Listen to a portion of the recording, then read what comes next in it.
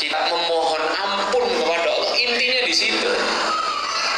Dan kita memohon kepada Allah agar Allah mempersulit langkah kita untuk menjumpai kemaksiatan itu di lain kesempatan. Itu kan. Dan kadang kita ini sudah niat bermaksiat gagal. Saya pernah nemuin episode ini di dalam kehidupan.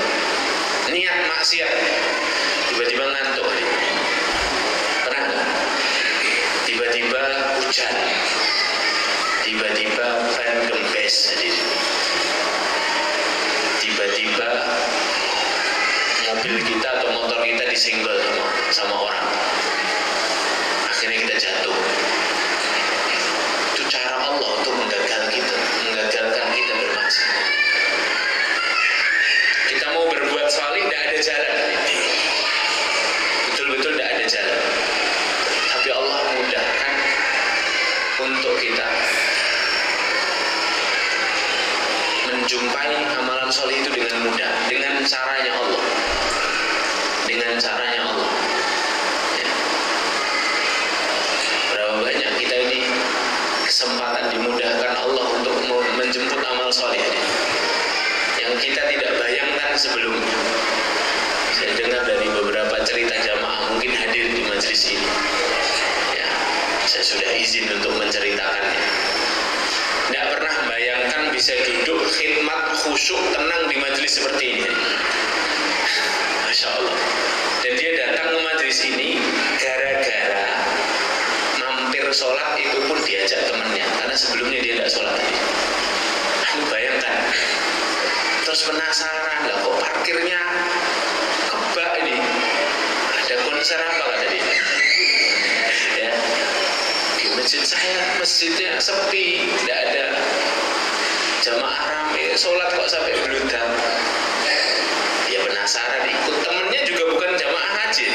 Ayo mampir sholat tadi, mampir sholat masbuk tadi. Duduk. Ini banyak yang belum saya tahu, kata dia komentar pertama. Ilmu baru ini. Ilmu baru. Besok dia coba lagi.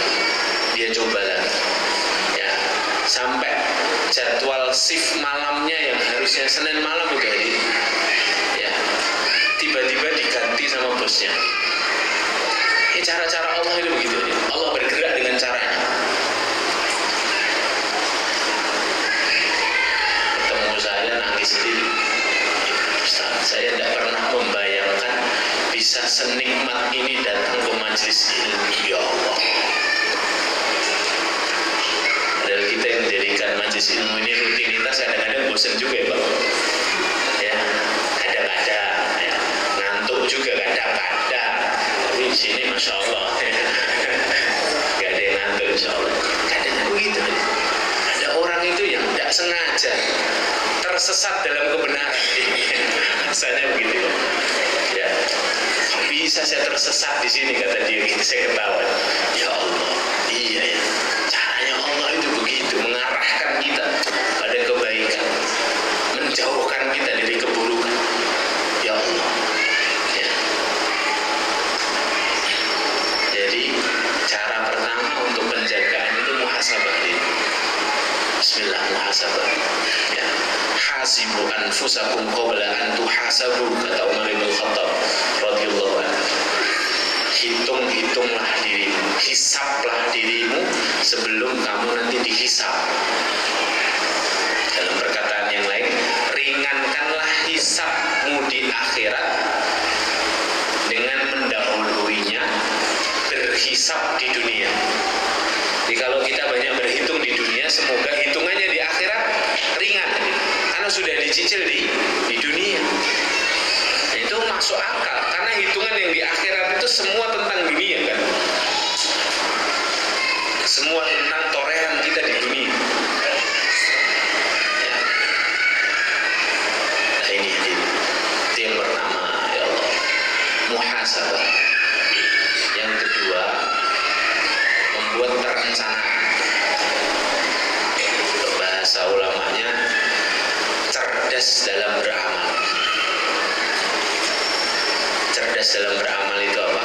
Kita tahu waktunya terbatas, maka kita harus memilah-milih amalan, membuat perencanaan, prioritas amal. Anda seorang manajer satu perusahaan, Anda akan tahu betul mana yang prioritas dilakukan. Karena kemampuan kita sekian, kekuatan kita sekian, mana dulu yang harus diprioritaskan agar perusahaan ini berjalan dengan baik, tidak macet di pertengahan, tidak pailit. Ada prioritas kan, prioritas amalan itu juga harus kita rencanakan ya. Jadi beramal itu kalau geram diam, biasanya efeknya salah satunya dia akan terus mengenang amalan itu dan akan menyebut-nyebutnya, merasa amalan itu sudah amalan puncak. Nah, dia tidak tahu nilai sebuah amalan. Kalau tidak tahu prioritas kan tidak tahu nilai amalan. Dia merasa ini amalan yang sangat berkesan, ini amalan yang sangat bagus yang sudah saya lakukan. Akhirnya apa? Dia sebut-sebut, dia fokus sama peraihan, tidak fokus sama penjagaan. Ini berbahaya. Beda orang tahu nilai prioritas sebuah amalan. Kalau dia tahu amalan ini nilainya besar, dia akan coba jaga itu. Kalau ini amalan kecil ya sudah, semoga melengkapi yang besar dan yang belum sempurna. Tetap dia lakukan. Dia tahu yang kecil kalau dikumpulkan itu lebih menyelamatkan kadang-kadang. Amalan kecil itu Bapak Ibu, kalau kita istiqomahi, bisa jadi itu jadi asbab Allah merahmati kita. Kenapa? Karena biasanya amalan kecil itu jauh dari pandangan manusia, lebih diremehkan sama manusia, lebih menyelamatkan kita, bukan? Iya, kita jadi tidak diterpa badai pujian, kita nggak jadi sorotan, karena amalan sederhana saja ya. Maka Anda sesiapapun yang menjadi bagian dalam dakwah ini, dalam semua usaha amal salih, kalau Anda dapat bagian-bagian yang mungkin tidak tampil dari belakang layar, nata sendal, nata parkiran biar rapi ya, cek sound, kameramen, oh itu sepertinya remeh di mata manusia, tapi besar di mata Allah, karena lebih mudah jaganya. Potensinya untuk dipamerkan itu tidak ada ya.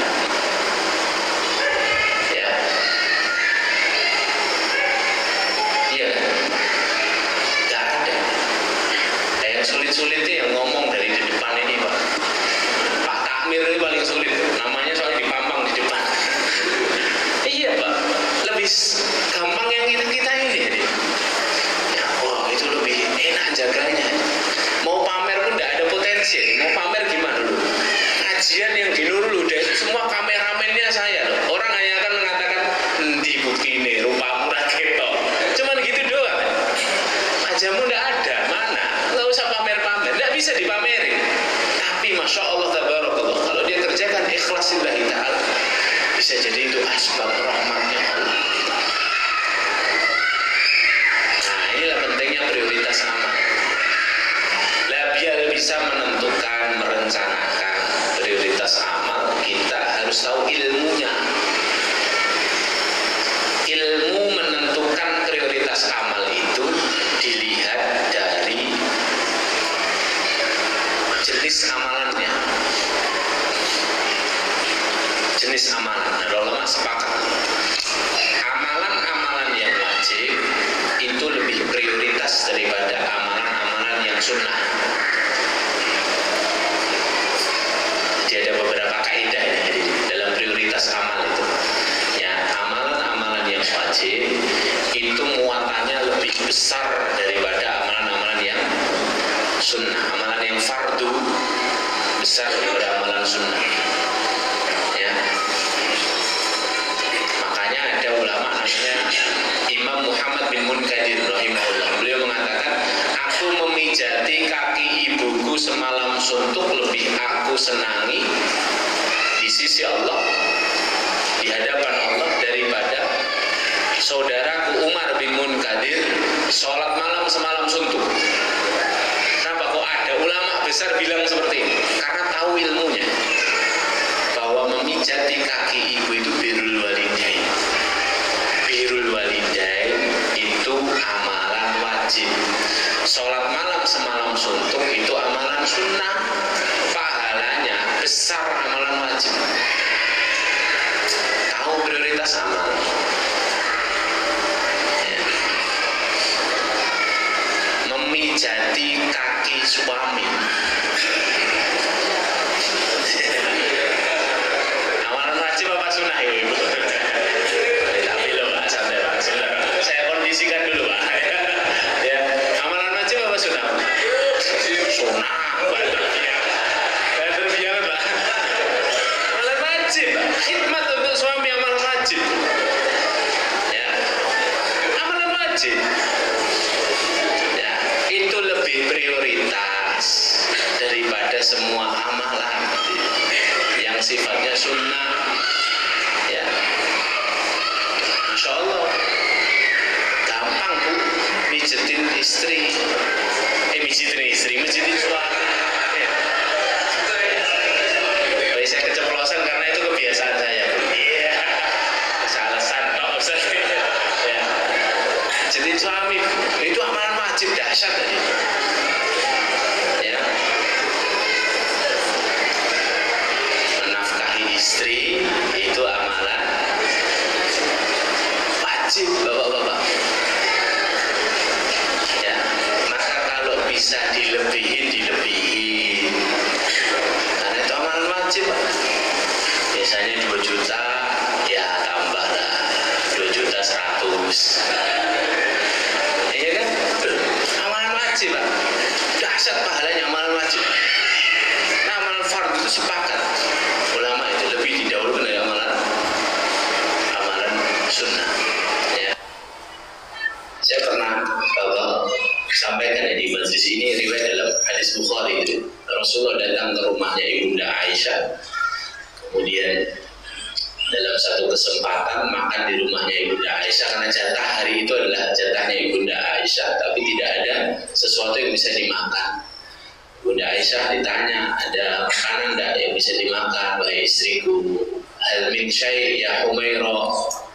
La syai'a ya Rasulullah, tidak ada makanan hari ini. Rasulullah tersenyum, idzan fa anni shaim. Ya sudah, saya tak puasa hari ini, kata Rasul. Kemudian di kesempatan berikutnya, sepekan kemudian datang giliran lagi Bunda Aisyah radhiyallahu anha. Rasulullah SAW datang, kemudian apa? Berniat berpuasa. Ini paling di rumahnya Aisyah tidak ada makanan.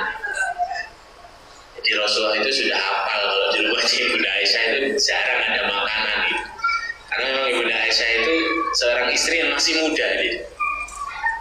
Jadi ya masih kayak seperti anak-anak gitu ya.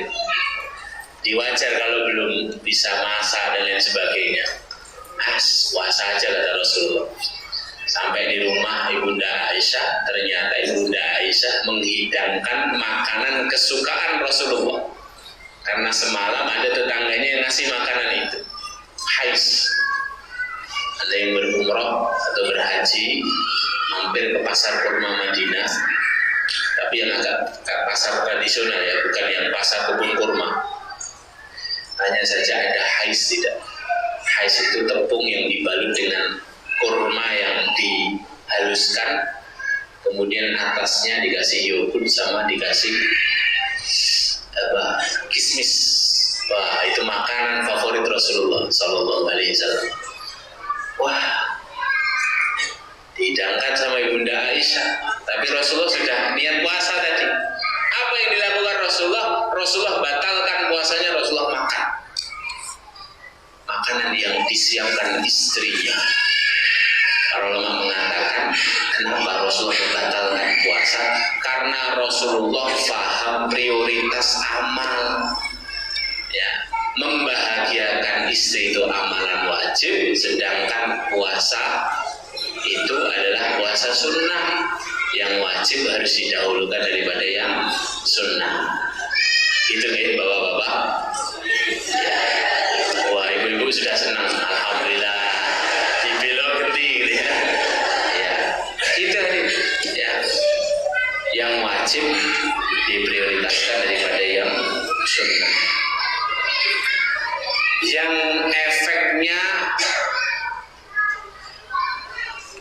yang efeknya dirasakan oleh banyak orang lebih diprioritaskan daripada yang efeknya dirasakan oleh satu orang. Ini juga amalan prioritas. Ya. Makanya haji berkali-kali, kalau kanan kiri masih pada fakir, miskin, membutuhkan, maka hajinya itu jadi tidak prioritas, umrohnya jadi tidak prioritas. Kenapa? Karena haji dan umrohnya itu ibadah personal, yang dapat manfaat cuma di dirinya. Uang yang sekian ratus juta bisa haji bertahun-tahun, setiap tahun kan berarti nggak ngantri kan ya? Kalau nggak ngantri berapa itu biayanya? 300 juta minimal tadi. Dan ada orang begitu tadi. Saya punya jamaah di Jakarta setiap tahun haji. Berarti kan dia harus punya budget 300 juta setiap tahun. Kalau berangkat sendiri lah, berangkatnya sekeluarga dia. Wah, unlimited kan berarti. Batuknya keluar uang gitu berarti. Keluar uang gitu ya. Nah, orang kayak gini nih, amalan hajinya jadi tidak prioritas. Kenapa? Karena ada hak jamaah yang lebih prioritas daripada hak personal. Nah, ini namanya amalan prioritas. Ya, amalan prioritas. Ya. Jadi yang dimuliakan Allah ada banyak. Ya, urutannya ini jenis amalannya apa diurutkan dari Allah. Amalan wajib dulu, baru amalan sunnah, kemudian amalan mubah, gitu ya. Dan lain sebagainya. Intinya yang dimuliakan Allah. Kapan-kapan mungkin kita bisa bahas. Ada buku bagus judulnya Ini Dulu Baru Itu. Ini Dulu Baru Itu. Karangan Dr. Oni Sahroni, dokter pakar fikih muamalah. Ya, membahas tentang fikih aulawiyah atau fikih prioritas. Di situ nanti disebutkan kaidah-kaidahnya sama contoh-contohnya. Kalau ada dua amalan, mana yang harus didahulukan? Yang ini apa yang itu? Sama-sama wajib, mana yang harus didahulukan? Birrul walidain atau datang ke majelis ilmu? Nah, itu nanti dibahas di situ. Ya, intinya adalah kualitas penjagaan kita kepada satu amalan itu sangat ditentukan pada dua hal tadi. Hal yang pertama adalah seringnya kita bermuhasabah. Hal yang kedua adalah seringnya kita membuat perencanaan dalam amalan. Jadi dalam muhasabah itu juga ada sesi merencanakan besok apa ya jadwalnya, amalan soleh apa yang bisa saya kerjakan, pintu setan apa yang harus saya tutup biar saya tidak tergelincir lagi. Nah, itu perencanaan. Itu dikerja di dalam muhasabah kita. Muhasabah dan perencanaan. Kemudian yang ke-10, yang terakhir, barakallahu fikum. Yang terakhir sebentar saja dari saya. Yang terakhir kaidahnya berbunyi al-istiqamatu minnatun ilahiyatun wa hibbatun rabbaniyah. Istiqamah itu pemberiannya Allah dan anugerah dari Rabb kita. Jadi sebagaimana hidayah itu miliknya Allah, istiqamah itu juga pemberiannya Allah. Yang menentukan, yang mengizinkan istiqomah itu Allah. Maka kalau kita tahu bahwa istiqomah itu anugerah atau karomah, sebaik-baik karomah itu luzumul istiqomah kata Ibnu Taimiyah, itu kemampuan seseorang bisa istiqomah. Maka kalau kita tahu itu semua adalah pemberian dari Allah, maka tugas kita adalah apa? Meminta kepada Allah.